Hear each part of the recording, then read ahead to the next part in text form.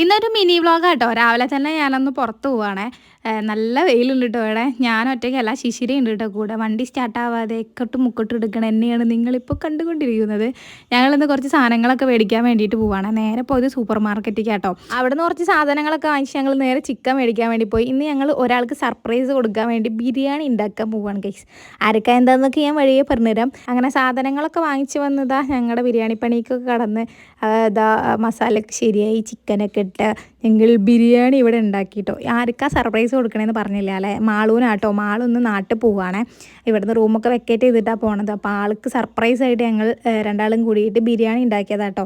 ആൾക്ക് ഇഷ്ടമായി. ദം ബിരിയാണി ആട്ടോ ഞങ്ങൾ ഉണ്ടാക്കിയത്. ഇതിൻ്റെ ഫുൾ വീഡിയോ ഞാൻ യൂട്യൂബിലിട്ടുണ്ട്, കാണാത്തവർ പോയി കാണണേ. ബിരിയാണി ഉണ്ടാക്കൽ കഴിഞ്ഞപ്പോൾ അതാ വൈകുന്നേരം ആയിട്ടുണ്ടായിരുന്നത്. ഞങ്ങൾ മൂന്നാളും കഴിച്ചു. ഏട്ടന്മാർക്കൊക്കെ വർക്ക് ഉണ്ടായിരുന്നേ. ബിരിയാണി ഷെഫാട്ടോ ശിശിരയാണ് ബിരിയാണീൻ്റെ എല്ലാ ക്രെഡിറ്റും. ഞാൻ അസിസ്റ്റൻ്റ് ആയിരുന്നേ. അങ്ങനെ രാത്രി ഞങ്ങൾ എല്ലാവരും കൂടിയിട്ട് ഒരുമിച്ച് മാളുവിൻ്റെ വീട്ടിലിരുന്ന് ഫുഡൊക്കെ കഴിച്ചു.